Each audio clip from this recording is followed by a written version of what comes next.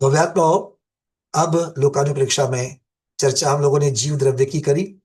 जीव किसे कहते हैं, इसके साथ साथ में जीव स्व चतुष्टय में स्थित होकर के पूर्व पर्याय, अपनी ही पूर्व पर्याय से उत्तर पर्याय में कार्य रूप कैसे परिणत होता है, इसकी चर्चा अब हमने करी।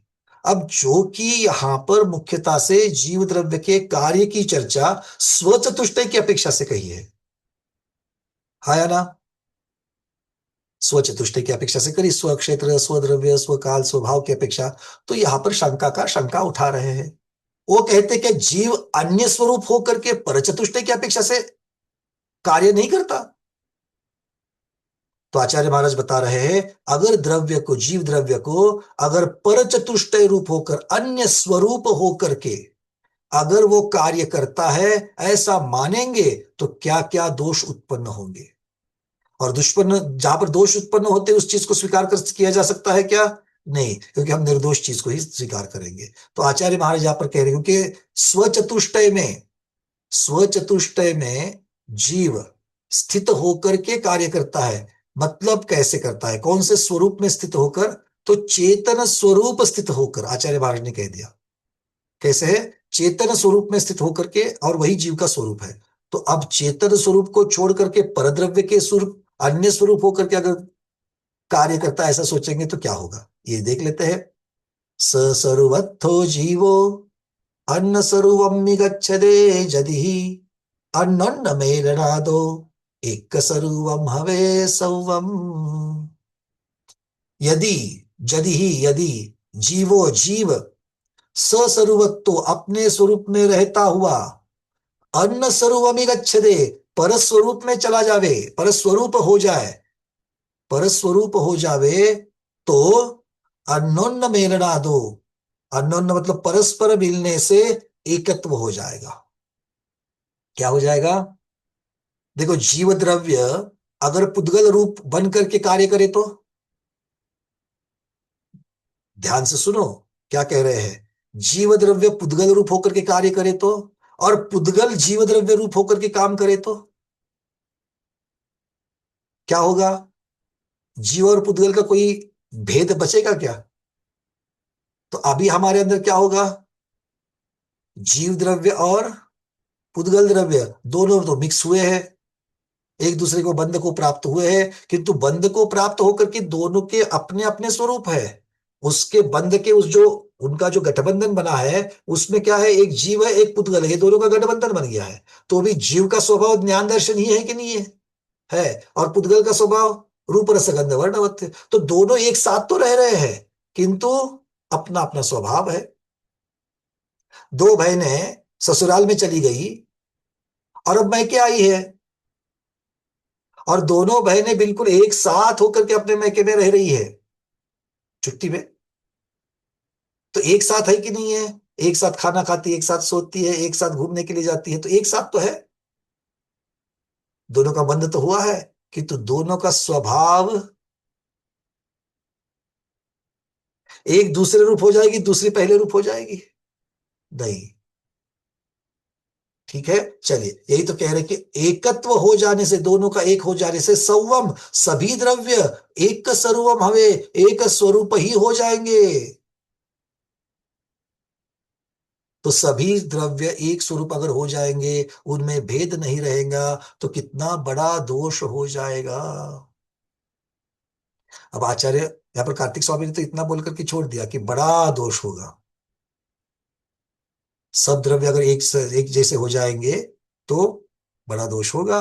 अच्छा, तो क्या क्या दोष होंगे ये बताने के लिए तो शिवचंद्र महाराज आई है। चलिए शिवचंद्र महाराज के चरणों में बैठते हैं और देख लेते हैं कि क्या कह रहे हैं। तो हितिस्फुटम, पहले लिख रहे हैं हितिस, अच्छा पहले तो हमको उसकी छाया भी तो देखनी पड़ेगी। स्वस्वरूपस्थ जीव अन्य स्वरूपे गच्छेते गच्छेत यदि ही अन्योन्य मेलनात् एक स्वरूपम भवेत् सर्वम। अब वो कह रहे हैं हितिस्फुटम, अर्थात इस प्रकार से ये बात स्पष्ट होती है। शिवचंद्र महाराज कह रहे हैं इस प्रकार से, इस प्रकार कैसे? आगे जो लिखा है उस प्रकार से। क्या लिखा है आगे? जीव आत्मा स्वस्वरूपस्थ चेतनादि लक्षणे सस्वरूपे स्थितः सन अन्य स्वरूपे अर्थात पुद्गलादिनाम चेतन अचेतन स्वभावे गच्छेत् प्राप्नुयात् परद्रव्य क्षेत्र काल भाव चतुष्टय स्वरूपम प्राप्नुयदि यदि चेत। वो कह रहे अगर ऐसा माना जाएगा कि आत्मा अर्थात जीव स्वस्वरूपस्थ अपने स्वस्वरूप में अस्तित्व में रहकर, अब स्वस्वरूप में रहना मतलब जीव क्या करेगा, चेतनादि लक्षण रूप स्वस्वरूप में स्थित होगा। और अगर वो अन्य स्वरूपे अर्थात पुद्गलादि नाम अचेतन स्वभाव है, पुद्गल आदि के अचेतन स्वरूप को अगर प्राप्त करता है तो ऐसा कहो, अथवा इसका अर्थ क्या होगा, परद्रव्य क्षेत्र काल भाव चतुष्टय स्वरूपम, पर चतुष्टय स्वरूप तो हो गया है। अगर ऐसा चारों का स्वरूप को अगर वो प्राप्त कर सकता है, मतलब अगर हम ऐसा माने कि जीव स्व चतुष्टय की जगह पर पर चतुष्टय के रूप में स्थित होकर के कार्य करता है, तो तरहि सर्वम द्रव्यम अन्योन्य संश्लेषात एक स्वरूपम भवेत। तो फिर सभी द्रव्य, अब जीव द्रव्य ऐसा कर रहा है तो पुद्गल भी तो ऐसा करेगा, सभी द्रव्य ऐसा करेंगे, तो सभी द्रव्य परस्पर मिलकर के एक ही स्वरूप, एक स्वरूपम भवेत, एक स्वरूप वाले हो जाएंगे। अच्छा, एक स्वरूप वाले हो जाएंगे तो क्या होगा, तो कहते हैं यदि चेतन द्रव्यम अचेतन रूपेण परिणमति, अगर चेतन द्रव्य जीव द्रव्य अचेतन रूप से अगर परिणमन करे, पर्याय को धारण करे, और अचेतन द्रव्यम चेतन द्रव्य में परिणति, अचेतन द्रव्य अर्थात पुद्गल आदि जीव स्वरूप से परिणमन करे, पर्याय को धारण करे, तो सभी द्रव्य तदा सर्वे द्रव्य एकात्मकम एक स्वरूपम स्यात्, तो सभी द्रव्य एक ही आत्मा वाले अर्थात एक ही स्वरूप वाले बन जाएंगे।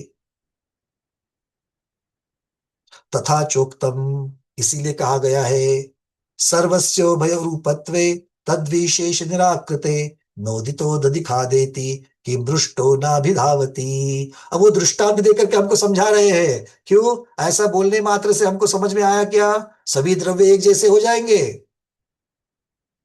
इसका मतलब क्या हुआ, अंजलि दीदी और स्मिता महाजन दीदी एक हो जाएंगे, दोनों है तो नागपुर से,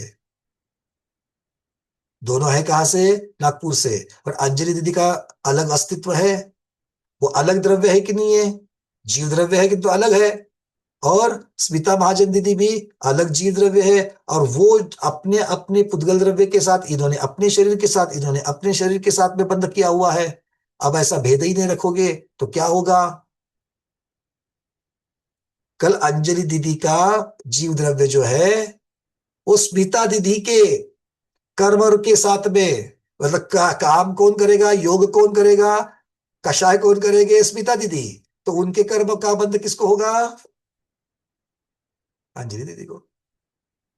चलेगा कि दूसरे के कर्म का बंध आपको हुआ तो, अरे भैया खुद के ऊपर तो खुद का नहीं हो रहा है, दूसरे के देखो, निर्मल कुमार जी बोल रहे बिल्कुल नहीं चलेगा भैया, हटाओ। अच्छा, अपने बच्चों ने किया हुआ कर्म, अपने पत्नी का, अपने पति का कर्म कोई नहीं लेना चाह रहा है।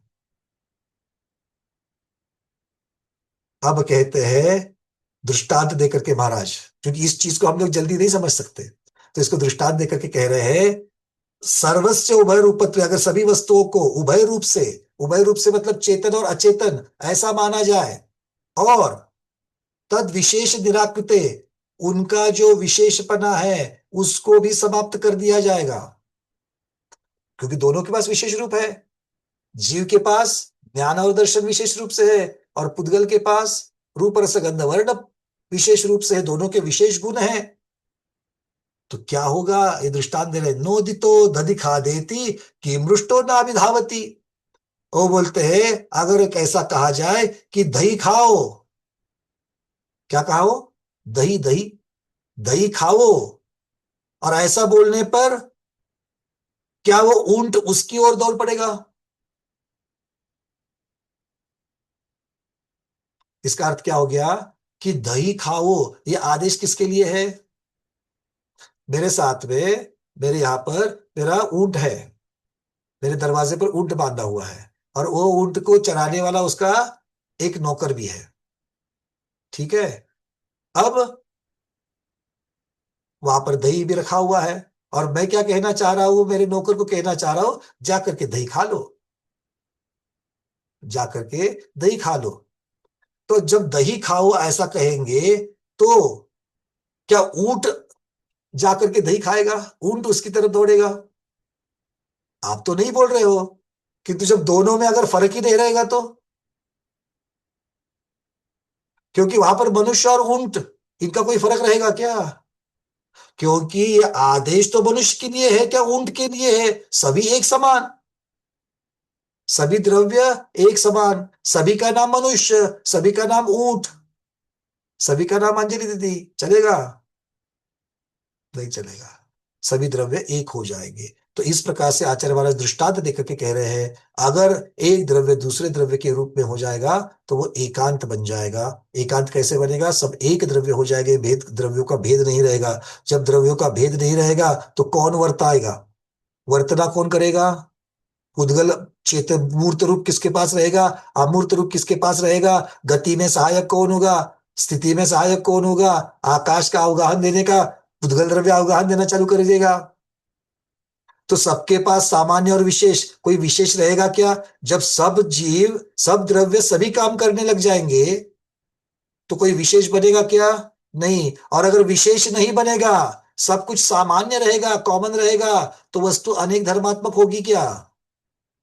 और अगर अनेक धर्मात्मक नहीं होगी तो अर्थ क्रिया होगी क्या? आ रही बात समझ में? कहां से बिल्कुल जाकर के लग रहा है? ठीक है, मैं प्रश्न लूंगा चंद्र प्रभा दीदी, 2 मिनट पहले हम बता दें। तो गाथा क्रमांक 230 का सार क्या रहा? अगर यदि जीव और अजीव के बीच में कोई भी वास्तविक नहीं भेद रहेगा, एक दूसरे के स्वरूप में अगर वो बन जाएंगे, तो मनुष्य और पत्थर में भी भेद नहीं रहेगा, चेतन अचेतन में भेद नहीं रहेगा। चेतन का अर्थ क्या लेना है? जिसके पास ज्ञान दर्शन है, और अचेतन जिसके पास ज्ञान दर्शन नहीं है। तो ज्ञान दर्शन नहीं वाले को भी ज्ञान दर्शन मानना पड़ेगा। मतलब क्या होगा? आप जिस थाली में भोजन कर रहे हो, वो भोजन का थाली को ज्ञान हो जाएगा, और थाली क्या बोलेगी? मुझे भूख लग रही है। क्योंकि अब मनुष्य को ही भूख नहीं लगेगी, थाली को भी भूख लगेगी। तो थाली को भूख लगेगी और थाली में ही भोजन परोसा है, तो थाली खुद खाएगी क्या आपको देगी? पूर्णिमा दीदी क्या करेगी आपकी थाली? जरा एक बार जरा पूछ के आना, आज थाली को भोजनशाला में जाओगे तो, किचन में जाकर के जरा पूछना थाली को। थाली बोलेगी मैं पहले, तुम तो बाद में।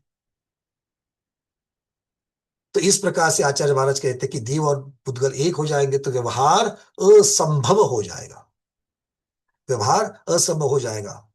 तो यहाँ पर ग्रंथकार को जीव और अजीव के भेद को सिद्ध कर रहे हैं। उनका क्या कहना है? जीव चेतन द्रव्य है, पुद्गल आदि अचेतन द्रव्य है, इसलिए प्रत्येक द्रव्य अपने ही स्वद्रव्य, स्व क्षेत्र, स्वकाल और स्वभाव की अपेक्षा से ही परिणमन करता है। ठीक है, बोलिए चंद्रप्रभा दीदी। भैया जी वंदना।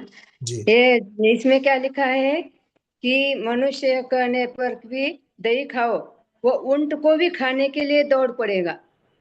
ऊंट को भी खाने के लिए मतलब क्या है ऊंट कि को भी आपने ऐसा किसको कहा? लिखा, आपने किसको कहा दही ऐसा खाओ? लिखा खाने, क्योंकि उस अवस्था में दही और ऊंट में कोई भेद नहीं रहेगा, ऐसा लिखा उसने। इस बिल्कुल, तो क्या होगा?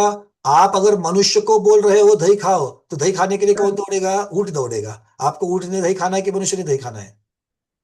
ऐसे इसमें लिखा दही खाओ, अरे वो उसमें ऊंट जो लिखा है को भी उसको रखो खाने के नीचे। लिए दौड़ेगा। चंद्रप्रभा दीदी उसको रखो, थोड़ी देर नीचे रखो, आप पहले समझ तो लो इसको। हाँ। आपको ये बात समझ में आ रही है कि ऐसा क्यों कह रहे हैं? हाँ। मनुष्य को और ऊंट में कोई फर्क रहेगा क्या? नहीं, क्यों नहीं रहेगा? चेतन हो। दोनों चेतन है।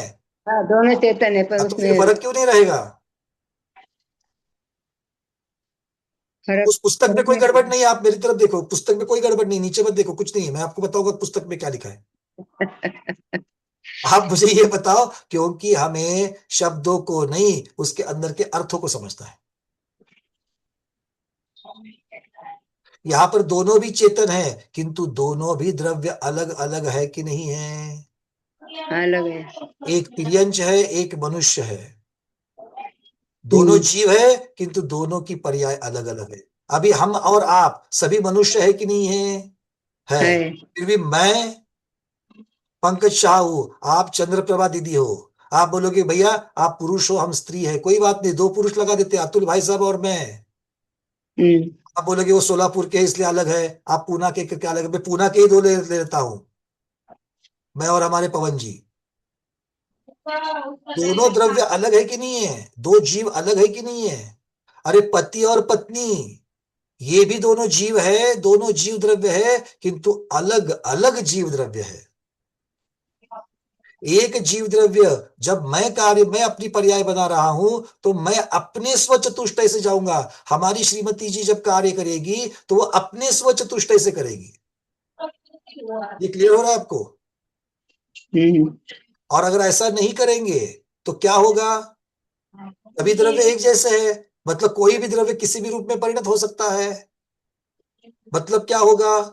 मैं पुद्गल रूप परिणत कर जाऊं, ये तो बात आगे आगे के आगे है। मैं दूसरे जीव द्रव्य के रूप में अगर मैं परिणत हो जाऊं तो, क्योंकि वो भी मेरे लिए परचतुष्ट है कि नहीं है?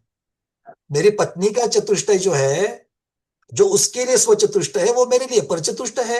अगर मैं अपना स्वचतुष्टय छोड़ करके परचतुष्टय रूप में अगर परिणत हो जाऊं, तो क्या हो जाएगा? उसके कर्मबंध मुझे हो जाएंगे, क्योंकि दोनों द्रव्यों में कोई फर्क ही नहीं करोगे आप। समझ में आ रही बात? और हाँ दही ना। खाओ ऐसा कहने के बाद मनुष्य की जगह पर ऊंट दौड़ेगा। क्यों? क्योंकि दो द्रव्यों में फर्क ही नहीं रहेगा। क्लियर है? आगा ध्यान। चलिए बहुत बढ़िया। आचार्य महाराज को हम को होस्टिंग दे रहे हैं। दर्शन उनके वीडियो खुलेंगे होगा, और प्रोफेसर साहब को भी को होस्टिंग दे रहे हैं। आचार्य महाराज के दर्शन कर लेते हैं। ज्ञान योगी आचार्य भगवत श्री विद्यानंद जी गुरुदेव की जय। नमोस्तु नमोस्तु नमोस्तु। पंकज जी आशीर्वाद, बहुत बहुत आशीर्वाद। चलिए थोड़ा सा आगे बढ़ते हैं, अब सबको क्लियर है ये? अब आगे क्या कह रहे हैं इसी आधार पर, इसी इसीलिए आधार। हाँ आचार्य जी बोलिए। इसीलिए महासत्ता के बाद अवान्तर सत्ता का भेद किया गया। सतरूप जो है वो महासत्ता है, जिसमें छह द्रव्य शामिल हो गए। अवान्तर सत्ता जो क्या है, द्रव्य के रूप से अलग अलग कर दिया। इसी प्रकार गुण गुणी का भेद करके एक महासत्ता गुणी और गुण की अपेक्षा अवान्तर सत्ता। तो सभी को हम एक ही मान ले, पर चतुष्टय स्व में गर्भित करे और स्व को पर में गर्भित करे, तो भेद ही नहीं रहेगा। संकर दोष आएगा और लक्षण भी कुछ बनेगा नहीं। इसलिए द्रव्य का वर्णन करने के बाद लक्षणों का वर्णन करके सभी द्रव्यों को विभाजित किया गया। और यहाँ पर हम सिर्फ चेतन अचेतन की चर्चा तो आचार्य महाराज ने करी है वहां पर, शिवचंद्र स्वामी ने। किंतु यहाँ पर दो जीव द्रव्य अलग है, उसको भी आप करके देख लेना, क्योंकि मेरा जी। स्व चतुष्ट फाइनली उनको करना क्या है? स्व चतुष्ट रूप में स्थित होकर के ही परिणत का पर्याय कार्य करना है। अगर मैं दूसरे जीव द्रव्य के स्व चतुष्ट वो मेरे लिए परचतुष्ट है, तो अगर मैं उनके रूप अगर मैं परिणत हो जाऊं तो उनके कर्मबंध और मेरे कर्मबंध में क्या फर्क रहेगा? और वैसे ही ऊपर से आप चेतन और अचेतन में कोई भेद नहीं कर रहे हैं। ठीक है, तो ये बड़ा दोष उत्पन्न हो जाएगा। अब इसी आधार पर आगे आचार्य महाराज ब्रह्म अद्वैतवाद, किसका? ब्रह्म अद्वैतवाद का खंडन करना यहां से प्रारंभ कर रहे हैं। कि अद्वैतवाद जो ब्रह्म अद्वैतवाद है, ब्रह्म अद्वैत का बात क्या है? मैं भी ब्रह्म हूं, आप भी ब्रह्म हो। ये अद्वैत, अद्वैत मतलब अलग अलग नहीं है, तो सभी ब्रह्म रूप है। इसे ब्रह्म अद्वैतवाद कहते हैं, इसका खंडन कर रहे हैं। अब जिसमें यह ब्रह्म अद्वैतवाद क्या है? समस्त जगत को एक ही ब्रह्म स्वरूप मानता है।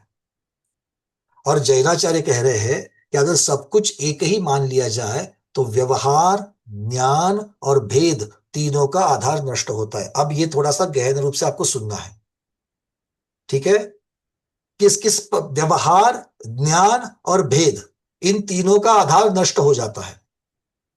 ये मूल वहां पर सिद्धांत बता रहे हैं। तो जब तक हम व्यवहार को, ज्ञान को और भेद को नहीं समझेंगे, तो इनके आधार नष्ट होते हैं। आधार मतलब इनका कारण नष्ट हो जाता है। व्यवहार का कारण नष्ट हो जाए तो व्यवहार बनेगा क्या? नहीं। ज्ञान का कारण नष्ट हो जाएगा तो ज्ञान का कार्य बनेगा क्या? नहीं। भेद, तो ये चीजें हमको चलनी है। तो जैन दर्शन में व्यवहार, ज्ञान और भेद ऐसे तीन महत्वपूर्ण संकल्पनाएं दी है। अब व्यवहार किसे कहते हैं? जो व्यवहार जगत में लेन देन होती है। जैसे मनुष्य भोजन करता है कि थाली भोजन करती है? मनुष्य भोजन करता है। गुरु उपदेश देते हैं या पुस्तक उपदेश देता है? ज्ञान तो दोनों जगह पर है, उपदेश कौन देता है? उपदेश तो गुरु देते हैं। अब जीव कर्म बांधता है क्या पुद्गल बांधता है? देखो, अभी का समय प्रबंध जो मेरी आत्मा में लगा हुआ है, अगला समय प्रबंध कहाँ जाने वाला है? उसी के ऊपर जाने वाला है। तो पुद्गल के ऊपर तो पुद्गल बनना। तो आप ऐसा क्यों कह रहे हो कि जीव कर्म बांधता है? हम तो कहेंगे पुद्गल के ऊपर पुद्गल नहीं, पर बांधने का कार्य, उसका कारण कौन बना है? जीव द्रव्य। क्योंकि बंध का कारण आश्रव और आश्रव का कारण कौन है? जीव। तो इस प्रकार से यदि जीव और अजीव में अगर भेद नहीं मानेंगे तो व्यवहार असंभव हो जाएगा। समझ में आ गई बात? व्यवहार मतलब क्या है? लेन देन वाली चर्चा, मतलब रोजमर्रा की क्रिया, ये कह रहे हैं। तो इसीलिए जैन दर्शन में व्यवहार ने से कहा गया है जीव अलग है पुद्गल। हम व्यवहार नहीं क्यों कह रहे हैं? क्योंकि भेद रूप कथन कर रहे हैं। अभिन्न अभेद रूप से कथन करेंगे तब क्या? द्रव्य। द्रव्य गुण और पर्याय रूप रहता है। ये जब कथन कर रहे हैं तो इसमें कोई पर्टिकुलर द्रव्य की चर्चा चल रही है क्या? नहीं, मतलब ये अभेद रूप कथन है, सबको इकट्ठा करके कथन है। और फिर जीव द्रव्य के कार्य, पुद्गल द्रव्य के कार्य, उनकी चर्चा, उनके गुण पर्याय की चर्चा, तो ये क्या होगा? ये भेद रूप कथन होगा। और ये भेद रूप कथन जो है वो मुख्यतः से व्यवहार से होता है। अब दूसरा ज्ञान। व्यवहार सबको समझ में आ गया? व्यावहारिक लेन देन जो रोजमर्रा की, चलिए रोजमर्रा कहो या भेद रूप कहो, अब भेद रूप अलग से उन्होंने कहा है आगे। ज्ञान। अब ज्ञान का अर्थ क्या करेंगे? वस्तु को यथार्थ रूप में जानना। वस्तु को यथार्थ रूप, यथार्थ रूप का अर्थ क्या होता है? यथार्थ रूप का अर्थ क्या होता है? विजय पांड्या दीदी।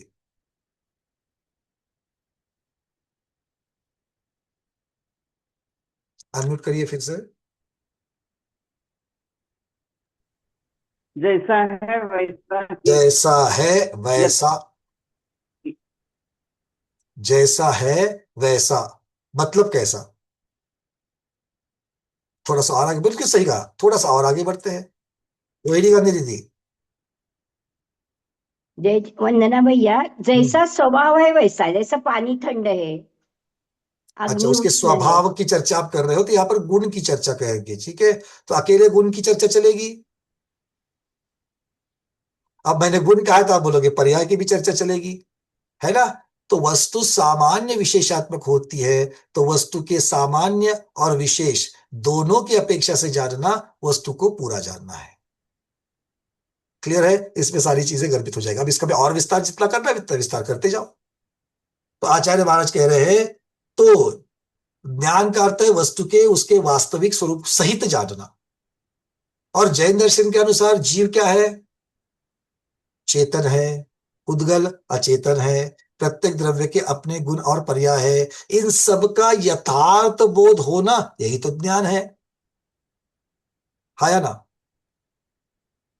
अरे कहना क्या चाहते हो, पूछो तो सही। ये बात तो हमको पता है। अब आगे आचार्य महाराज कह रहे हैं, अगर हम सभी वस्तुएं एक ही मानेंगे, सभी वस्तुएं एक ही मानेंगे, तो ज्ञाता कौन है, ज्ञान नेय क्या है और ज्ञान किसका है, ये भेद रहेगा क्या? सब चीजें अगर एक ही कर देंगे, ज्ञान किसको जान रहा है? ज्ञान गुण की चर्चा, ज्ञान गुण किसको जान रहा है? पर को जान रहा है कि स्व को जान रहा है? रविंद्र जी। स्व और पर को दोनों को जानता है। वो तो आत्मा जानता है। ध्यान से सुनो, अब मैं जो कह रहा हूं, मुझे पता था ये ज्ञान उत्तर आप सब लोगों के पास ज्ञान से ज्ञेय आएगा। को जानता है। ध्यान, जब स्व और ज्ञेय। पर की चर्चा करते हैं तो आत्मा स्व और पर को जानता है, ज्ञान पर को जानता है। हम्म यहां पर स्व क्या है? दर्शन है। स्व क्या है? दर्शन है। तो दर्शन में स्व और ज्ञान में पर, और ज्ञान दर्शन दोनों आत्मा में है। इसलिए जब आत्मा की चर्चा चलती है तो आत्मा स्व और पर दोनों को जानता है। स्व को दर्शन के द्वारा, पर को ज्ञान के द्वारा। अकेले ज्ञान की चर्चा चलती है तब ज्ञान पर को जानता है। ठीक है। अब वो कह रहे हैं ज्ञाता कौन है? ज्ञाता जीव है कि पुद्गल है? जीव है। ज्ञाता कौन है? जीव है। और अगर आप भेद नहीं करोगे तो जीव भी है पुद्गल भी है।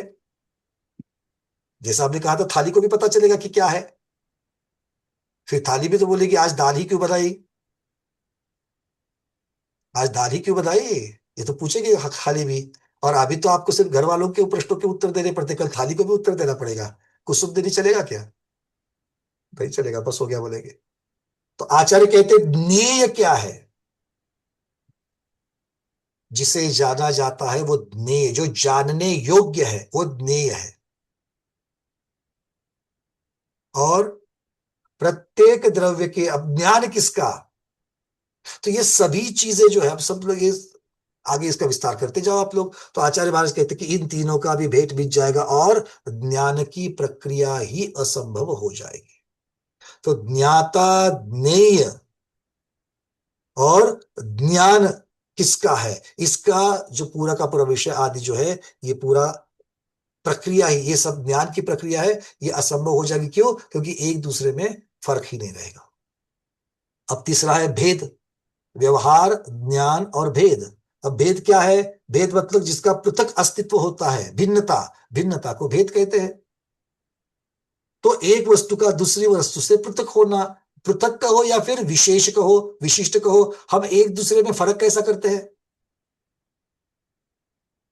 उसकी विशेषता और मेरी विशेषता अलग अलग है, ये दोनों में भेद करने का आधार है, ये दोनों का भेद करने का आधार है। अब जीव के भेद क्या होंगे? चेतना, ज्ञान, दर्शन। जीव के गुणों के भेद कर लो। उसके साथ साथ में पुद्गल का, पुद्गल के भेद, चर्चा पर्याय की नहीं चल रही है, यहां पर गुणों की चल रही है। रूप, रस, गंध, वर्ण। तो रूप का ही अर्थ रस होता है क्या? रस का ही अर्थ गंध होता है क्या? करके देखो। अगर गंध रस रूप हो जावे तो क्या क्या फर्क होगा, जरा समझ लो तो। अभी अभी तो हापुस आम का सीजन खत्म हो गया, तो हापुस आम लाते हो तो आपने सूंघ करके देखा ना, चख करके देखने का तो देगा ही नहीं वो। तो सूंघने की जगह पर अगर, समझ में आ रही बातें, अगर ये सब चीजों में अगर भिन्नता नहीं रहेगी, और ये भिन्नता क्यों कर पा रहे हैं, ये भेद क्यों कर पा रहे हैं? क्योंकि एक वस्तु दूसरी वस्तु से, एक गुण दूसरे गुण से अलग है। अगर ये सब में अगर एक ही बन जाए तो, अगर भेद ही नहीं रहेगा, आकाश की विशेषता में, धर्मद्रव्य की विशेषता में, उद्गल द्रव्य की विशेषता में, तो सभी द्रव्य एक हो जाएंगे। तो इसीलिए जैनाचार्यों ने यहां पर ब्रह्म अद्वैतवाद का क्या किया है? खंडन कर दिया। और वहां पर जैन धर्म का, जैन दर्शन का यहां पर कह रहे हैं कि अगर सभी चीजों को एक ही मानेंगे तो व्यवहार, ज्ञान और भेद, इन तीनों का ही आधार नष्ट हो जाएगा। और आधार नष्ट होगा, कारण नष्ट होगा, तो कार्य अपने आप नष्ट होगा।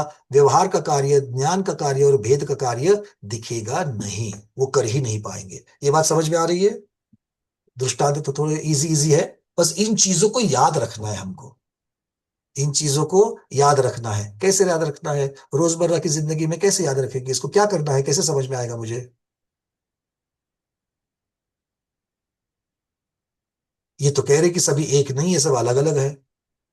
बिटिया अलग, बहू अलग। भैया ये तो सिखाने की जरूरत ही नहीं पड़ती हमको।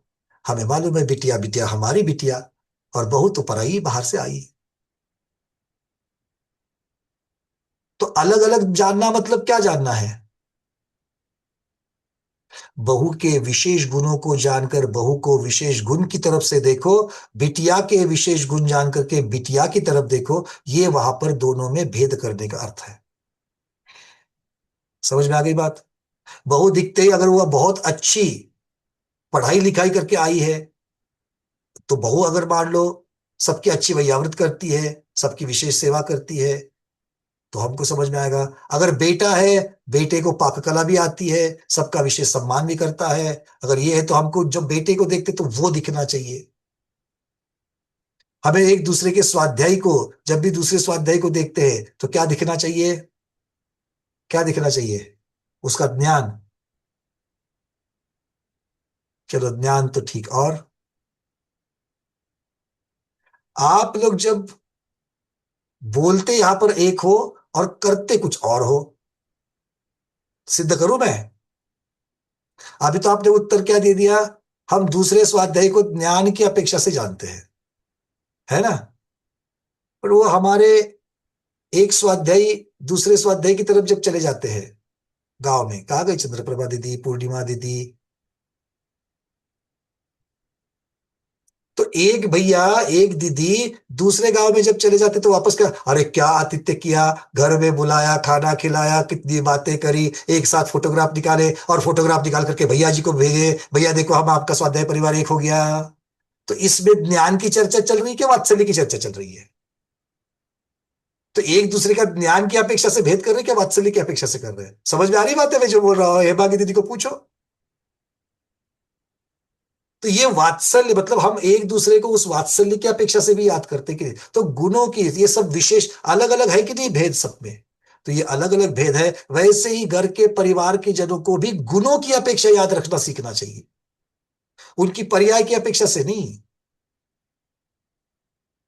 पर्याय तो पर्याय नष्ट होने वाली है, उनकी भी और हमारी भी, और गुण बरकरार रहने वाले हैं।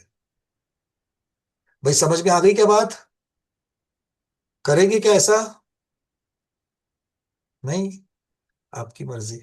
ठीक है, चलो आगे बढ़े अगली गाथा की तरफ। 234 नंबर गाथा। क्या है ना, कभी कभी मैं कुछ बोलता हूँ, कुछ अपेक्षा से बोलता हूँ और आपके चेहरे बिल्कुल ब्लैंक रहते हैं, जैसे कि वीतराग भगवान। वीतराग भगवान की मूर्ति पर भी थोड़ा सा हास्य रहता है ना? थोड़ा सा तो रहता ही रहता है। ये तो वीतरागता से भी वितरागता आ जाती है। गाथा क्रमांक 234। 234 में आचार्य भगवान अब आगे जाकर के कहेंगे उसका, अगर चेतन द्रव्य अचेतन बन जावे, उसका जरा भूमिका समझ लेते हैं। अगर चेतन द्रव्य अचेतन बन जाए, हाँ नीना दीदी मैं आपका नाम लेना तो भूल ही गया, ये हमारा अनुभव है। नीना दीदी का वात्सल्य हमें बहुत मिलता है जब हम फलटन जाते हैं, हमारे सारी वहां की पूरी टीम, स्मिता दीदी हो, सारे हो। और गुलबर्गा वालों की तो बात ही क्या करनी है।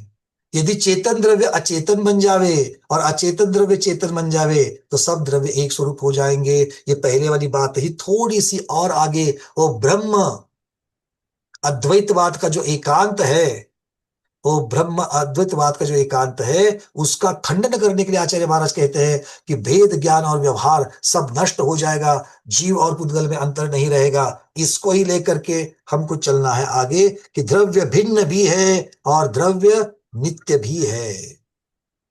द्रव्य भिन्न भी है और द्रव्य नित्य भी है। अब गाथा क्रमांक 234 में स्वामी कुमार कार्तिकेय महाराज कह रहे हैं, सर्वथा एक स्वरूप मानने में और भी दोष दिखाते हैं। एवा बम्ब स्वरूपम एकम सव्वपि मन्नदे जदि चंडाल बम्भणाणम तो न विशेषो हवे कोवी। अगर सब कुछ एक ही ब्रह्म स्वरूप है तो क्या क्या दोष दिखेंगे? जद ही अहवा बम्ब स्वरूपम एकम सव्वपि मन्नदे, यदि सर्वथा जद ही अहवा बम्ब स्वरूपम, सर्वथा एक ही वस्तु मान करके उसको ब्रह्म स्वरूप माना जावे,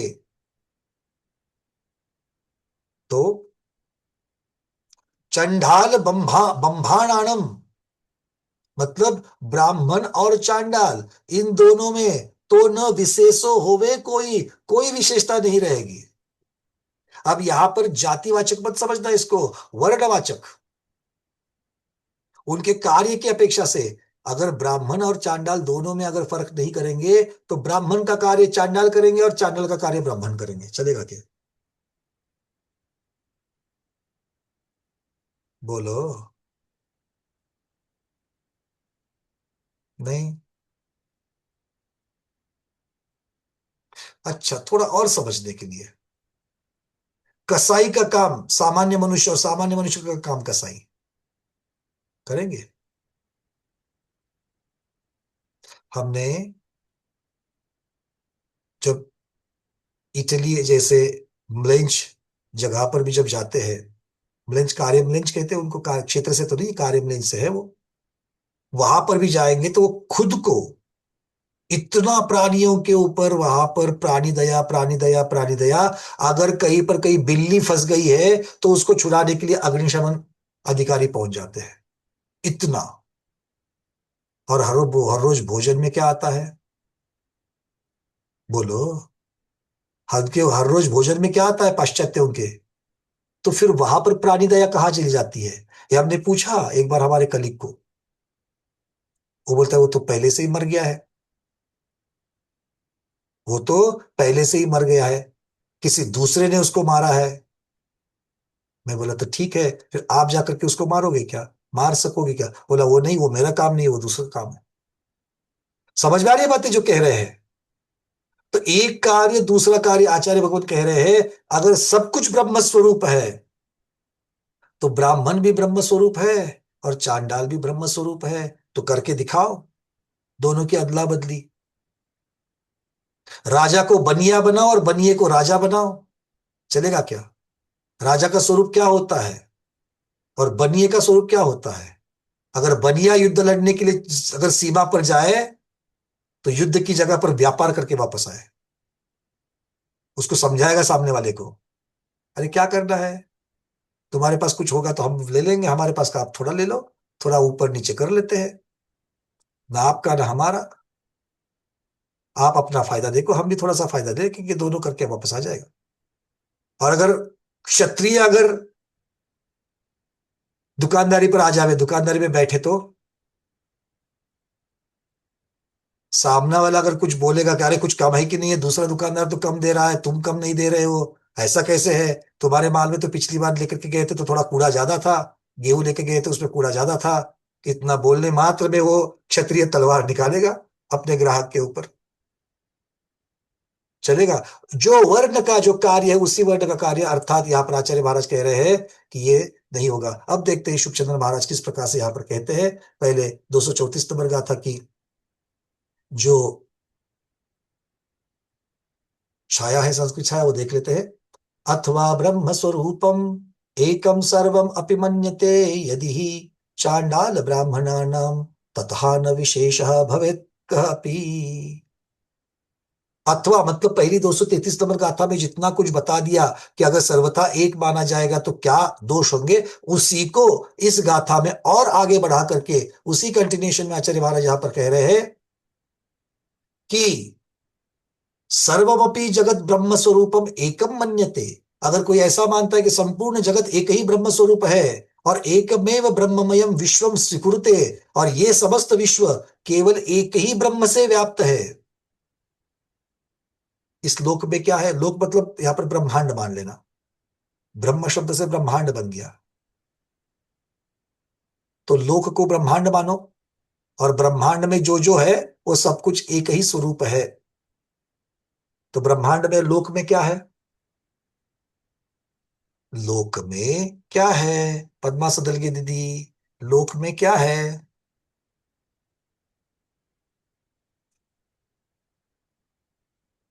अनम्यूट अनम्यूट अनम्यूट, नहीं हो रहा। एक मिनट, कहाँ गया आपका वीडियो? हाँ एक मिनट, अनम्यूट कर लो।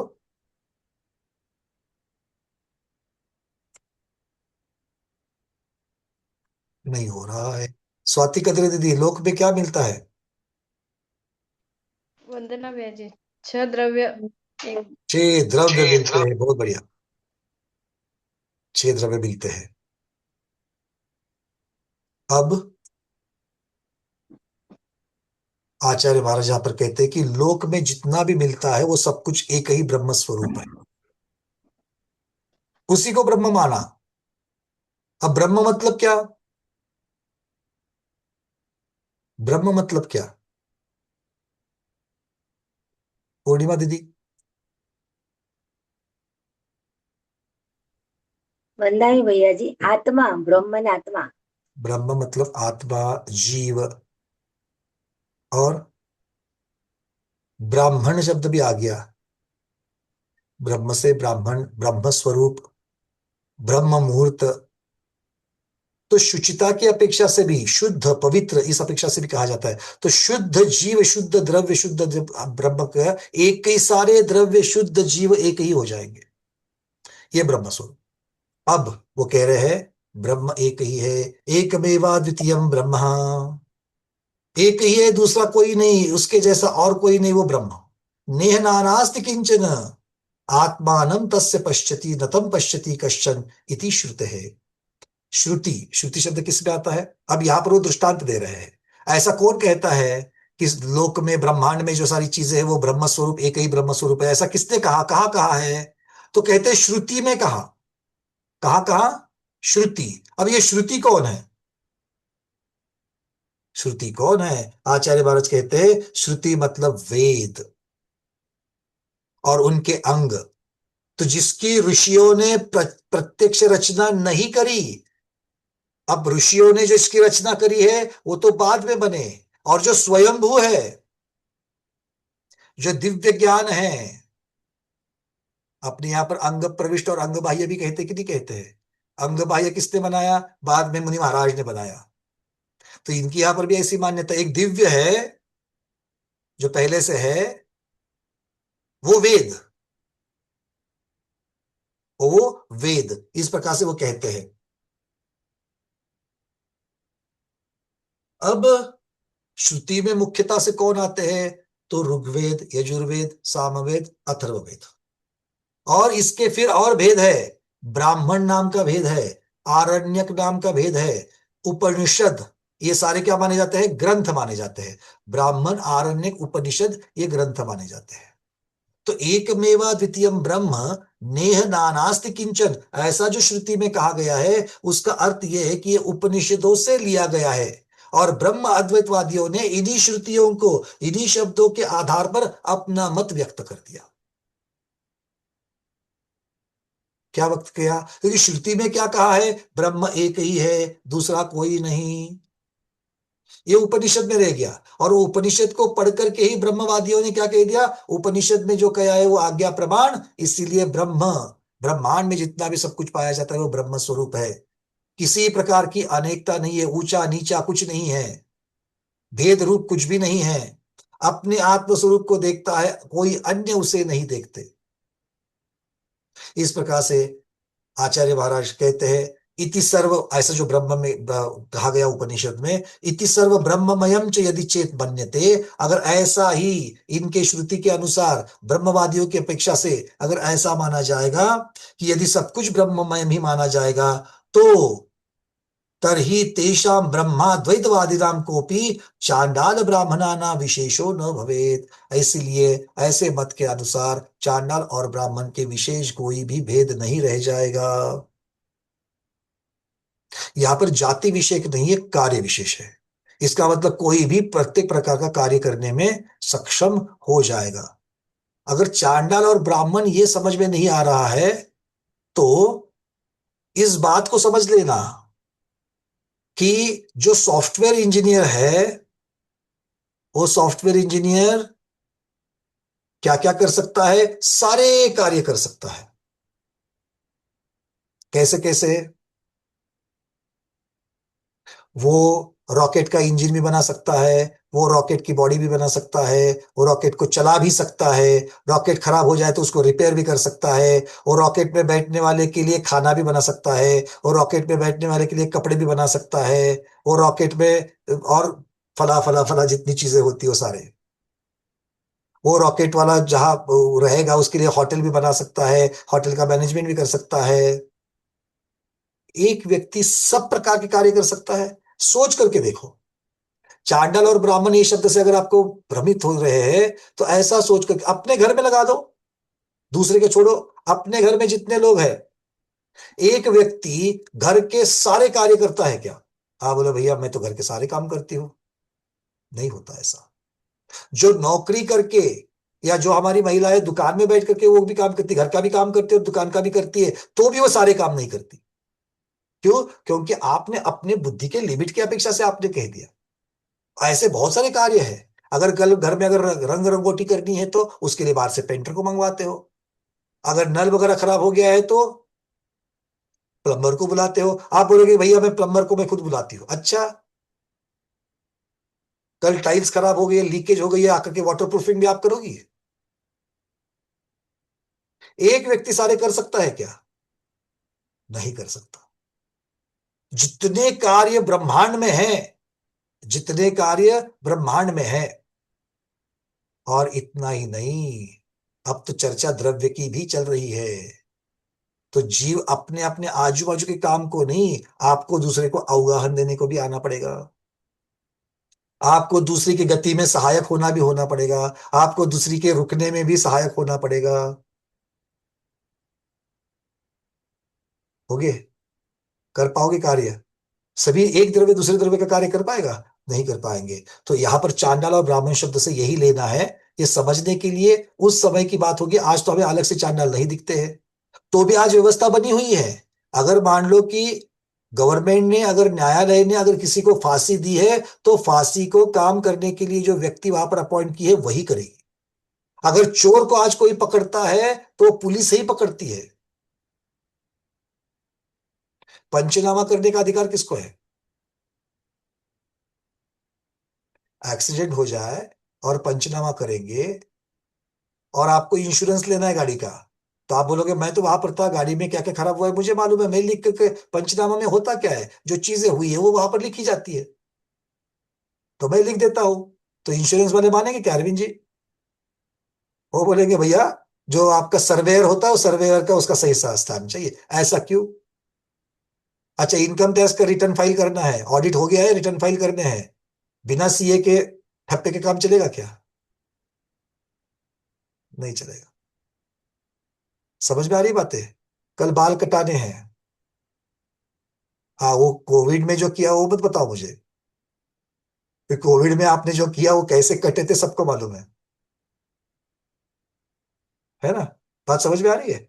एक व्यक्ति सारे काम नहीं कर सकता है, और यहाँ पे तो द्रव्य की चर्चा चल रही है। सो इति सर्व ये गद्या यति चांडालोपि ब्रह्ममया ब्राह्मणोपि चांडालमया तरहि तर्योर भेदः कथमपि न स्यात्। अर्थात चांडाल भी ब्रह्ममय है, ब्राह्मण भी उसी ब्रह्म का स्वरूप है, तो दोनों में किसी प्रकार का भेद नहीं माना जा सकता, आचार्य महाराज कह रहे हैं। अब यहां से आगे तो ये समझने के लिए पहली जो गाथा थी उसी को उन्होंने और भी कुछ दृष्टांत वगैरह देकर के ब्रह्म अद्वैतवादियों का खंडन कर दिया।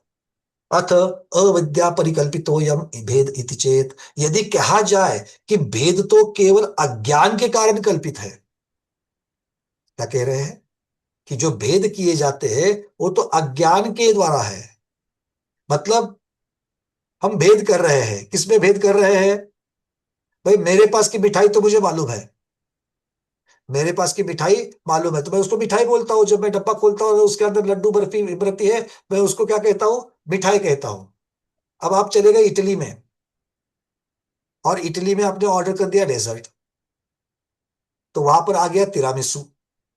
मैं नाम बता रहा हूं, पता है इसलिए बता रहा हूं, पर आप पहली बार देख रहे हो उसको, अज्ञान है। आपको इतना तो पता चल रहा है नहीं है कि ये लड्डू नहीं है, ये बर्फी नहीं है, ये गुलाब जामुन नहीं है, तो आप भेद कर रहे हो उसमें, है कि नहीं है?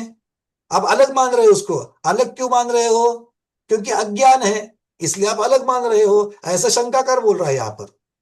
समझ में आ गई बात? तो अज्ञान से भेद भी होता है, हाँ या ना? अगर शादी ब्याह में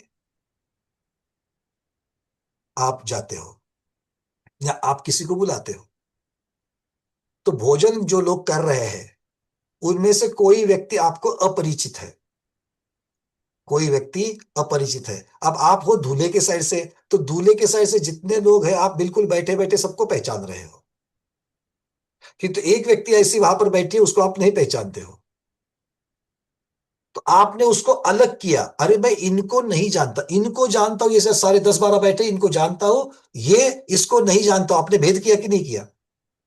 क्यों भेद किया? अज्ञान के कारण भेद कर दिया। तो अज्ञान के कारण भेद बनता है कि नहीं बनता है? बस आचार्य महाराज यही कह रहे हैं। ठीक है, तो आगे ऐसा यहां पर शंकाकार कह रहा है कि भाई भेद की चर्चा आप जो कह रही हो वो भेद तो अज्ञान के द्वारा होता है और वो तो कल्पित है। तब आचार्य महाराज यहां पर 234 नंबर की गाथा में ही और वहां पर कह रहे हैं, जो 234 नंबर गाथा हमने अभी कही थी, न सा विद्या ब्रह्मणः सकाशात भिन्ना भिन्ना वा एकानेका सद्रुपा सद्रुपा वा इत्यादि स्वरूपेण विचार्यमाना न व्यवतिष्ठते। अर्थात तो ये भी स्वीकार्य नहीं है कि अविद्या, अज्ञान ब्रह्म से भिन्न है या अभिन्न, ब्रह्म से एक है या अनेक। कौन? अज्ञान। अज्ञान जो है, अविद्या है, विद्या का नहीं होना, ज्ञान का नहीं होना, ये अज्ञान है। तो ये अज्ञान ब्रह्म से भिन्न है या वह वही ब्रह्म है? अज्ञान ब्रह्म है क्या? अज्ञान ब्रह्म नहीं है। अगर अज्ञान ब्रह्म नहीं है तो सब कुछ ब्रह्म स्वरूप है, ऐसा कैसा कहेंगे? क्योंकि हमारे पास हमें ज्ञान और अज्ञान दोनों दिखते कि नहीं दिखते हैं। मतलब जब आपको दो अलग अलग चीजें दिखती है, मैं उसको एक कैसे मानूं? प्रश्न समझ में आ गया? ब्रह्म वाले कह रहे हैं कि सब कुछ एक ही है, सब कुछ एक बराबर। तो ज्ञानी और अज्ञानी, ज्ञान और अज्ञान दोनों अलग है, तो दोनों को एक मान सकते हैं क्या? तो यही तो प्रश्न उठ जाएगा कि ब्रह्म स्वरूप कौन है, ज्ञान है कि अज्ञान है? तो जो अज्ञान है वो ब्रह्म रूप है। अगर ऐसा है तो जितने ज्ञानी और ज्ञान है वो भी सब अज्ञान रूप हो जाएंगे। अगर ऐसा कहा जाए कि आप 5 वर्षों से ऐसे ही दोपहर में यहां पर बैठे हो, आपको गोमटसार जीवकांड का, मार्गणा का, द्रव्य संग्रह का कुछ भी नहीं आता, तत्वार्थ सूत्र का तो भी नहीं जानते, आप नीरे अज्ञानी हो, चलेगा? इससे ज्यादा है कि नहीं अपने पास? और कोई ना कोई तो ऐसा भी है जिसके पास ये नहीं है। तो क्या वो और हम एक जैसे हो जाएंगे? नहीं हो जाएंगे। तो आचार्य महाराज कहते हैं नहीं, एक है क्या अनेक? यहां पर जो बैठे हुए हैं, किसी ने चश्मा पहना है, किसी ने चश्मा नहीं पहना है। अब चश्मे वाले ब्रह्म स्वरूप है, तो बिना चश्मे वालों को क्या कहोगे? तो भेद है कि नहीं है, अलग अलग है कि नहीं है? तो सबको अगर मैं बना दूं ब्रह्म स्वरूप, तो ब्रह्म स्वरूप चश्मे वालों को कहोगे क्या बिना चश्मे वालों को कहोगे? अगर बिना चश्मे वालों को कहोगे तो चश्मे वालों को क्या कहोगे? मतलब ब- फर्क तो करना पड़ेगा, भेद तो करना पड़ेगा। सब कुछ एक रूप नहीं हो सकता, सब कुछ एक रूप नहीं हो सकता है। सत है या असत, अस्तित्व में है या अस्तित्व में नहीं है? क्योंकि अगर अस्तित्व में जो है वो अगर ब्रह्म स्वरूप है, और अस्तित्व में नहीं है वो भी अगर ब्रह्म स्वरूप है, तो गधे के सिंग मानने पड़ेंगे। गधे के सिंग होते हैं? अरे अभी अभी तो कहा ना ब्रह्म स्वरूप है, तो गधे के सिंग होना भी ब्रह्म स्वरूप है और नहीं होना भी ब्रह्म स्वरूप है। तो अभाव रूप और अस्तित्व रूप एक ही हो जाएंगे। तो इस प्रकार से विचार करने पर आचार्य महाराज कह रहे हैं कि कोई भी अगर हम सर्वथा इस प्रकार से मानेंगे कि सारी चीजें ब्रह्म स्वरूप है, एक ही रूप में है, तो ये रूप में स्थिर नहीं हो पाएगी, अर्थात उसका स्वरूप तर्क संगत रूप से सिद्ध नहीं होगा। तो ये गाथा का जो सार है, 234 नंबर गाथा का जो सार है, वो आचार्य महाराज कह रहे हैं कि ब्रह्म अद्वैतवाद की आलोचना की गई है, उसका खंडन किया गया है। कि अद्वैतवाद क्या कहता है? ब्रह्म ही एकमात्र सत्य है, ब्रह्म ही एकमात्र सत्य है। जगत और भेद अविद्या के कारण, जगत मतलब व्यवहार, भेद ये अविद्या के कारण प्रतीत होते हैं। जो भी जगत है, जो भी ब्रह्मांड है, ये सब अविद्या के बारे उसके प्रतीत होते हैं। तो इसलिए जैनाचार्य पूछ रहे हैं, अगर सब कुछ ब्रह्म ही है तो जीव और अजीव में भेद क्यों? जीव और अजीव में भेद क्यों कर रहे हो? पुण्य और पाप में भेद करेंगे क्या? पुण्य ही पाप है और पाप ही पुण्य है, डॉक्टर शैला दीदी। कुछ फायदा नहीं हुआ, 1500 2000 जितने विधान करे, कुछ फायदा नहीं। चलेगा? नहीं चलेगा। क्यों? पाप और पुण्य एक ही है। मतलब यहां पर डॉक्टर शैला दीदी बैठ करके हजारों विधान कर रही है, हजारों, साक्षात में कोई अतिशुक्ति नहीं कर रहा मैं, 1000 विधान के ऊपर हो गए उनके, हजारों विधान कर रही है। और दूसरा, मैं खाने में जाकर के शराब पी रहा है, व्यसनी है। दोनों को एक ही माने? ब्रह्म अद्वैत सबको एक ही मान रहा है? नहीं, ऐसा नहीं मान सकते। ज्ञाता और ज्ञेय में भेद करेंगे तो भी अगर नहीं चलेगा। अब आचार्य महाराज कह रहे हैं कि यदि यही सब क्या कि ये सब भेद अविद्या के कारण है, तो प्रश्न उठता है, अविद्या क्या है? क्या ये ब्रह्म से अलग है? अगर ब्रह्म से अलग है तो अद्वैत टूट जाता है, क्योंकि अलगता आ गई, एकत्व टूट गया, अलगता आ गई तो टूट गया। और यदि अलग नहीं है तो ब्रह्म स्वयं अज्ञान रूप हो जाएगा। तो क्या ब्रह्म को अज्ञान रूप आप स्वीकारना चाहोगे अद्वैतवाद को? अगर अविद्या अज्ञान सतरूप है तो दो दो सतरूप हमें मानने पड़ेंगे, क्योंकि ये भी अज्ञान है, वो भी अज्ञान है, इसके प्रति भी अज्ञान है, उसके प्रति भी अज्ञान है। ऐसे 50 हमारे पास है, सबका अलग अलग मानना पड़ेगा। तो इस प्रकार जैनाचार्य के अनुसार अविद्या की संकल्पना, अज्ञान की संकल्पना जो है वो तर्क संगत रूप से स्थापित नहीं हो पाती है। अर्थात ब्रह्म अद्वैतवाद नहीं है। हर एक का, हर एक द्रव्य का अपना अपना अस्तित्व है, हर एक द्रव्य का अपना अपना सामान्य और विशेष स्वभाव है। ठीक है? क्लियर है? ये फाइनल हमारे लिए ये बात यहां पर बन जाती है। इसका मतलब ये हो गया कि 234। अब आपके जो प्रश्न है उसको ले लेते हैं। ऋतु दीदी बोलिए, फिर हम कल से 235 की तरफ जाएंगे। समय तो हमारा पूर्ण हो चुका है, आचार्य महाराज आने तक चलाएंगे। वंदना भैया जी, नमस्ते महाराज जी। भैया जी, अज्ञान समझ नहीं आया, क्योंकि हम किसी भी चीज को जानते हैं तो ज्ञान से ही जानते हैं, तो अज्ञान समझ नहीं आया। तो अज्ञान क्या है? सारी चीजों को जानते हो, नहीं। जिसको नहीं जानते हो उसके प्रति आप अज्ञानी हो, आपके पास अज्ञान है। तो ज्ञान का अभाव अज्ञान, धूप का अभाव छाया। तो धूप हाँ। अलग छाया अलग है कि नहीं है? भले, क्योंकि धूप का अस्तित्व धूप है और धूप का अभाव छाया है। ज्ञान का अस्तित्व ज्ञान ज्ञान। और ज्ञान का अभाव अज्ञान। ज्ञान। तो दोनों चीजें भिन्न है, तो भिन्न को भिन्न ही जानना है, भिन्न को एक नहीं जानना। ये आचार्य महाराज कह रहे हैं। रविंद्र जी। ये स्व यानी दर्शन कहा था, ज्ञान और पर को जानना कहा था। हम्म ये मुझे समझ में नहीं आ रहा। आत्मा स्व पर को जानता है, आत्मा स्व पर को जानता है, वो ज्ञान के ज्ञान द्वारा ही स्व पर को जानता है। देखो, एक बात आपको मैं पूछता हूँ, बहुत अच्छा दर्शन आपने सामान्य उठाया। अवलोकन है। चलिए अब इसको समझते हैं थोड़ा सा। धवला जी ने भी और आगम में भी कहा है, क्या है ना, ये चीजों को हमें थोड़ा सा जब सूक्ष्मता में लेके जाते हैं, तब उसका भेद प्रकट होता है। मोटा मोटी में तो हमको लगता है मैं अपने आत्मा को भी जान रहा हूं, मैं अपने आत्मा की भी अनुभूति कर रहा हूँ, आत्मा को जान रहा हूं, मैं दूसरे को भी जान रहा हूं। तो स्व और पर दोनों को जानता है ऐसा मुझे लग रहा है। बट जो स्व को जान रहा है वो ज्ञान जान रहा है कि आत्मा जान रहा है, इसके ऊपर पहले आप समझ देते हैं। ठीक है? आपके पास अभी क्या है? ज्ञानोपयोग और दर्शनोपयोग है कि नहीं है? है। तो आप जब तक मुझे सुन रहे हो, आप जब जब मुझे सुन रहे हो, तो आप क्या क्या कर रहे हो? आप दर्शन भी कर रहे हो और ज्ञान भी कर रहे हो, है ना?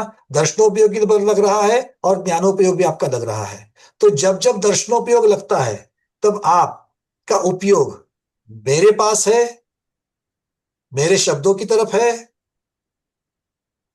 हम्म। कहाँ है? जब दर्शनोपयोग है तो कब, कहाँ है आपका, आपका उपयोग कहाँ है? आपकी आत्मा में लगता है। और जब ज्ञानोपयोग लगता है, तब आप मेरी बातों की तरफ, मुझे देख रहे हो। पांचों इंद्रियों के द्वारा जो आप ग्रहण कर रहे हो, वो पांचों इंद्रियों के द्वारा जो ग्रहण किया जो आत्मा से भी हो या जो भी हो, जैसे अवधि ज्ञानी है, मनपरीय ज्ञानी भी है, तो उनके लिए भी ज्ञानोपयोग और दर्शनोपयोग, छद्मस्त अवस्था में ज्ञानोपयोग और दर्शनोपयोग अलग अलग होता है। ये आप लोग बिल्कुल समझते हैं। और हम्म। दर्शनोपयोग में, दर्शनोपयोग को निराकार और इसको साकार कहा, ज्ञानोपयोग साकार। को साकार कहा। हाँ। ये किसकी अपेक्षा से है? तो ये हमको अगर इसको इसकी तह तक अगर हम लोग जाएंगे, अब मैं ज्यादा इसका विस्तार नहीं करूंगा, इसके ऊपर आपको चाहिए तो मैं पीडीएफ भी भेज दूंगा। बट अगर इसको, अगर आप दर्शन मार्गना की अपेक्षा से, जब गोमठ संजीव का में बहुत अच्छी तरीके से इसको खोला है, तो हम लोगों का जब भी दर्शन जो होता है वो सामान्य कैसा होता है? सामान्य। सामान्य। किंतु अंतरंग में होता है क्या बहिरंग में होता है? अंतरंग में हो। तो अंतरंग में अकेला सामान्य नहीं, अंतरंग में सामान्य विशेषात्मक होता है। अंतरंग में सामान्य विशेषात्मक और बहिरंग में भी सामान्य विशेषात्मक, उनकी जो चीजें चल रही, तो एक जो विशेषात्मक है वो ज्ञान है, ज्ञानात्मक है। जो सामान्य है, वो सामान्य को ही निराकार कहो, सामान्य कहो, वो कौन है? वो आत्मा का, आत्मा में लगता है। तो हमेशा दर्शन मार्गना में इस प्रकार से कहा गया है कि आपका जब ज्ञानोपयोग चल रहा है तो आप विशेष जान रहे हो, जब आप दर्शनोपयोग में हो तो सामान्य जान रहे हो। ये एक मोटा मोटी स्थूल रूप से जा रहे हैं। तो जान किसको रहे हो? आत्मा की शक्ति की अनुभूति दर्शन में होती है। आत्मा की क्योंकि दर्शनोपयोग कहाँ होता है और ज्ञानोपयोग कहाँ होता है? आप मेरी बातें सुन रहे हो, तो आपका अगर हम लोग ग्राफ निकालेंगे तो जब जब दर्शनोपयोग है आपका खुद के पास है, जब ज्ञानोपयोग चल रहा है दूसरी वस्तु के पास, क्योंकि जिस वस्तु का ज्ञान हो रहा है वहां पर आपका उपयोग जा रहा है। तो इसीलिए ज्ञान पर को जानता है, और आत्म स्वयं को कौन जान रहा है? दर्शन जान रहा है। इसलिए अकेले ज्ञान की अगर गुण की चर्चा चले तो ज्ञान गुण पर को जानता है और आत्मा स्व और पर दोनों को जानता है, इसलिए ऐसा कहा गया। फिर ज्ञानोपयोग यदि अभी 100 में जाएगा तो फिर दर्शन और ज्ञान दोनों फिर 100 में होगा। अगर ऐसा ज्ञानोपयोग अगर स्व की आत्मा को जानने के लिए जा रहा है तो भी ज्ञानोपयोग हमेशा दर्शनोपयोग की अपेक्षा से होगा, क्योंकि आप मति ज्ञान से जान रहे हो जितना जान रहे हो, हाँ। तो उसके पूर्व में दर्शन होगा ही होगा। अवधि ज्ञान से जान रहे हो तो भी उसके पूर्व दर्शन होगा ही होगा। मनपरि ज्ञान से जान रहे हो तो भी उसके पूर्व दर्शन होगा ही होगा। और ज्ञान हमेशा दर्शन पूर्वक होगा। अगर आप अवग्रह यह अवैध धारणा की मति ज्ञान की चर्चा करते हो तो उस अवग्रह के पहले ही दर्शन हो रहा हाँ। है ना? तो ये दर्शन हाँ। चीज, अगर ऐसा नहीं होता तो दर्शन चीज अलग से आती ही नहीं। और वो जो दर्शन है, वो दर्शन अवग्रह में भी वहां पर कोई यहाँ को छोड़ करके जो अवग्रह है कुछ तो है, ये ज्ञान। और उसके पहले आत्मा की शक्ति की अनुभूति। अब ये अनुभूति मतलब स्व पर ये अनुभूति की चर्चा नहीं है यहाँ पर। यहाँ पर मतलब आत्मा में उपयोग लगना ये है।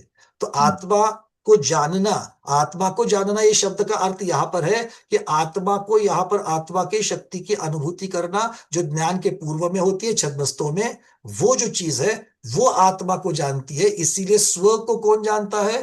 तो दर्शन जानता है। ये विवक्षात्मक वर्णन है। और पर को कौन जानता है? तो ज्ञान जानता है। और दोनों को कौन जानता है? आत्मा जानता है। तो आप हमेशा देखेंगे आत्मा स्व और पर दोनों को जानता है। स्व को दर्शन के द्वारा, पर को ज्ञान के द्वारा, इस प्रकार से कहा जाता है। इसके पीडीएफ होंगे तो दे। हाँ पीडीएफ हाँ इसकी। बिल्कुल, आप मुझे मैसेज डाल दीजिए, मैं भिजवा देता हूँ आपको। हाँ ठीक। ठीक है, चलिए। बहुत बहुत है। क्योंकि आप, और फिर आप बोलोगे कि फिर केवल केवल ज्ञान होने के बाद क्या होगा? फर्क कुछ नहीं पड़ता। फर्क इतना ही है कि वहां पर सिर्फ युगपत हो रही चीज है। क्योंकि केवल दर्शन के साथ में ही केवल ज्ञान होता है। बिना दर्शन के ज्ञान, मतलब दर्शन अगर नहीं है, केवल दर्शन नहीं है, सिर्फ केवल ज्ञान है, ऐसा कहीं कहीं कहीं पर भी नहीं होगा, ना केवली अवस्था में ना सिद्धावस्था में। चलिए, रोहिणी दीदी आपका माइक खुला है। रोहिणी दीदी आवाज आ रही है मेरी? चलिए, सुनीता दीदी आपका प्रश्न। सर, प्रश्न में मैं यही कहना चाह रही थी कि इसी विवक्षा से क्या आत्मा प्रति समय जानने में आ रहा है, ऐसा कहा गया है आगम में, दर्शन उपयोग की अपेक्षा से? आत्मा प्रति समय जानने में आ रहा है। हाँ, वही बोल रही हूँ। तो प्रति समय जानने में आ रहा है, तो जब ज्ञानोपयोग चल रहा है तब जानने में कैसे आ रहा है? नहीं, दर्शन उपयोग की अपेक्षा से तो क्यों ज्ञानो छद्मस्तों में तो दर्शनोपयोग हमेशा नहीं होता, अंतर्मूर्त के बाद में तो खत्म होना है।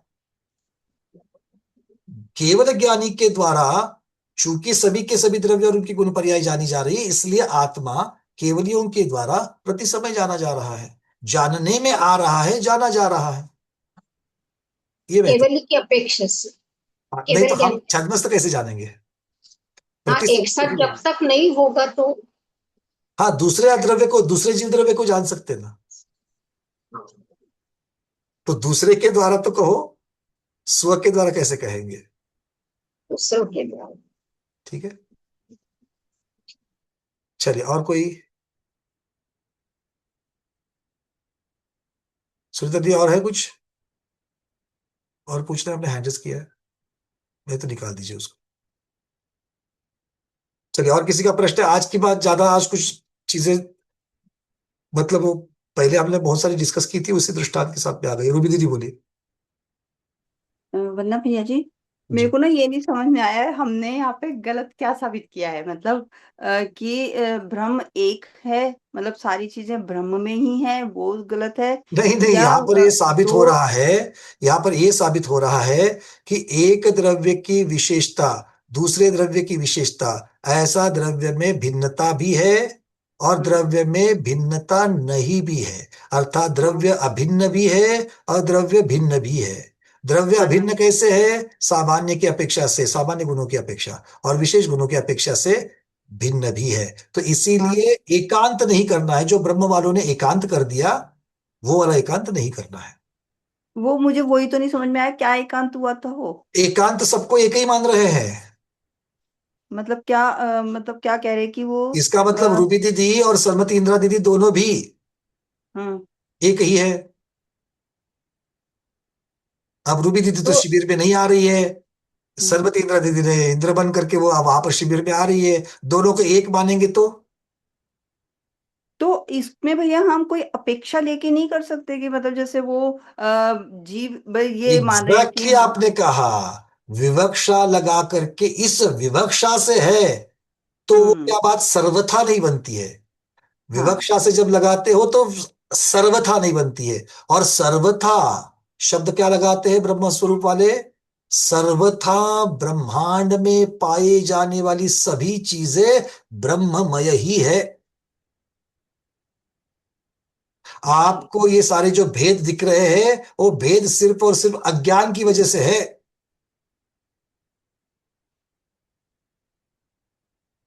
ये उनका कहना है। पर यही है ना कि हम अपेक्षा लगा के देख रहे हैं कि इस एंगल से देखे तो ये हमें अपेक्षा लगा अलग दिख करके रहे हैं, बोलोगे तो जैन इस सिद्धांत एंगल हो से देख जाएगा। रहे हैं, इस एंगल से अपेक्षा देख लगा रहे हैं करके तो जब सेम है। देखोगे तो, अरे अपेक्षा लगा करके देखोगे तो जैन सिद्धांत हो जाएगा।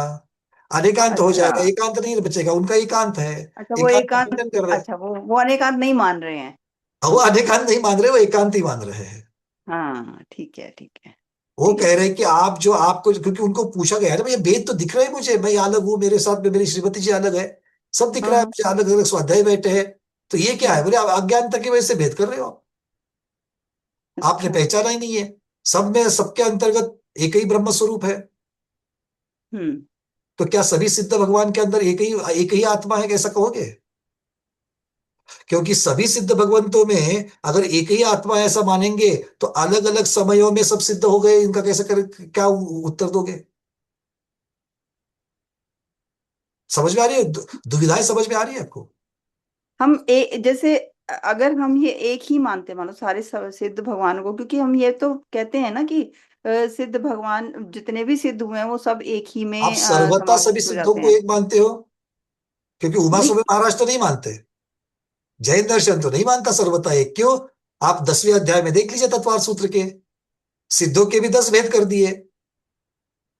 तपसे सिद्ध, नयो से सिद्ध, सुसंयम सिद्ध, चरित सिद्धा, ये सब सिद्धों के भेद कर दिए। अच्छा। नहीं मैंने यही कहीं पता नहीं कौन से स्वाध्याय में ही मैंने सुना था कि जैसे सिद्ध परमेष्टि हो जाते हैं तो चाहे वो जैसे अलग अलग जगह से सिद्ध हुए तो हैं, मैं भी कहता हूं कि सिद्ध भगवान एक है। है ना। मैं अभी हाँ 2 मिनट पहले मैंने कहा था सिद्ध भगवान अलग है, मैं अभी कह रहा हूं सिद्ध भगवान एक है। तो जैन हाँ तो सिद्धांत वही। सिद्ध भगवान एक ही है और सिद्ध भगवान अनेक भी है। तो एक हम्म। भी है और अनेक भी है ही की यहाँ पर कोई जरूरत विवक्षा से। नहीं है। वो कहते विवक्षा कि से एक हमें। ही है, एक ही कहते एकांत आ गया। अब ये भी दोनों जगह लगा देंगे तो वो अनेकांत हो गया। हाँ। एक कैसे है? केवल ज्ञान की अपेक्षा, किसी का केवल ज्ञान कम ज्यादा नहीं है, तो केवल ज्ञान की अपेक्षा से सभी सिद्ध समान है। अनंत काल नहीं के अस्तित्व की अपेक्षा से सभी सिद्ध समान है। हाँ अस्तित्व की अपेक्षा से ही था कि भाई चाहे कहीं से भी सिद्ध हुए हैं पर वो सब मतलब सिद्ध शिला पे ऐसे है कि वो सब एक ही उसमें समाहित हो जाते हैं ऐसे करके अब था। सिद्धशिला की अपेक्षा से, क्षेत्र की अपेक्षा से देखे तो आपको उनमें बदलाव दिखेगा। कोई जम्बू द्वीप के ऊपर है, क्योंकि 2.5 द्वीप में 45 लाख योजन में फैले हुए हैं, तो 45 लाख योजन के आकाश के अलग अलग पर्याय बनेगी कि नहीं बनेगी? हम्म। किसी ने अवगाना 3 हाथ की अवगाना किसी के 525 धनुष की अवगाना है। इस अपेक्षा से कितना अवकाश अवगाहन उन्होंने लिया है, कितना आकाश व्याप्त किया, इसकी अपेक्षा से भी भेद बनेगा। तो तो वो भेद तो भी बनेगा। बनेगा और ज्ञान दर्शन की अपेक्षा से भेद नहीं भी बनेगा। तो ये दोनों चीजों को पकड़ करके चलना। हाँ, वही मैं पूछ रही थी, क्योंकि वो दिखते तो है नहीं, तो और अनंत अनंत सिद्ध परमेष्टि है, तो वो एक के अंदर एक व्याप्त होते भी होंगे ना। ऐसा आपने कुछ अभी मैं भी कहा पूछ ना रही थी। अनंत अनंत। हाँ तो जी। अनंत अनंत एक होता है क्या बहुत होते हैं? वही तो मैं कह रही हूँ, दोनों चीजें चल रही है यहाँ पे ना। हाँ, एक भी तो चल रहा है, अनेक इसीलिए भी चल रहा है। विवक्षा बहुत महत्वपूर्ण है। ये हाँ। विवक्षा, विवक्षा मतलब कथनचित, कथनचित मतलब स्यात्, यही स्यात्वाद, ये हाँ। स्याद्वाद ही महत्वपूर्ण है। ठीक है। ठीक है, अच्छा। चलिए। ठीक है। कुसुम दीदी।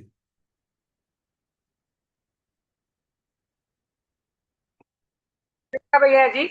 जी। भैया जैसे आप पाप और पुण्य जैसे अपन अलग अलग मानते हैं, अलग है तो क्या? वो ऐसा मानते हैं कि नहीं, पाप ही पाप और है। पुण्य एक ही है। पाप पुण्य एक भी है और पाप पुण्य अलग भी है। अलग, हाँ नहीं, पर वो क्या मानते हैं, पाप ही है ऐसे। वो बोलेंगे दोनों एक ही है। पाप पुण्य एक ही है। एक अच्छा ही है। और हम कह रहे हैं कि पाप और पुण्य एक भी है और अलग अलग भी है। Okay okay okay. अच्छा बताओ, पाप और पुण्य एक भी कैसे है? विविक्षा से। अब कौन सी विवक्षा लगाओगे, लगाओ। स्मिता दीदी, पाप पुण्य एक है कि नहीं है? नहीं तो आपका अपना एकांत बन जाएगा कि दोनों अलग ही है। अलग ही है बोलेगे तो भी एकांत हो जाएगा। नाही नाही दोन एक पण आहे म्हणजे तो काय दोनों दोन्ही पण दोनों आहे एक क्यों है? दोनों एक क्यों है? दोन्ही एक नाही भैया, म्हणजे पाप आणि पुण्य एक पण आहेत, वेगळे पण आहेत हाँ, असं. तो पाप और पुण्य एक कैसे है? आता आपण समजा आता धर्म वगैरे करायला लागलो, त्यात आपलं जर काय चुकलं तर ते पाप घडलं, आणि जर चांगलं घडलं तर पुण्य घडलं. एका वेळेस पाप पुण्य तो फिर घडू आपने शकतं तो ना. अच्छा और बुरे की अपेक्षा से दोनों को अलग कर दिया। आप तो बोल रहे कि दोनों एक ही है। एक ही नाही म्हणजे भैया. अच्छा, एक नहीं है। एक नाही. अब मैं कह रहा हूं हाँ, एक ही है। एक भी है, एक ही रादर म्हणजे मैंने मुझे कहना एक भी है। एक ही है ना, एक भी है। एक भी है कैसे कहोगे प्रमोद जी? एक भी है इसको सिद्ध कैसे करोगे? पाप और पुण्य एक भी है। क्योंकि दोनों संसार में रोकने के कारण है। दोनों संसार के भटकाने के कारण है। बहुत बढ़िया। इसकी विवक्षा से दोनों कार्बन शरीर रूप है, इस अपेक्षा कार्बन से। से ठीक है, अब आगे बढ़ाएंगे। आचार्य वगैरह विराजमान हो चुके हैं, तो इस चर्चा को हम, इस सिद्धांतवाद को आगे बढ़ाएंगे कल। आज के स्वाध्याय को गुरुओं के श्री चरणों में बारंबार नमोस्तु वंदनामि इच्छाकार करते हुए यहीं पर समापन करते हैं। जैनम जयतु शासनम, जैनम जयतु शासनम, जैनम जयतु शासनम।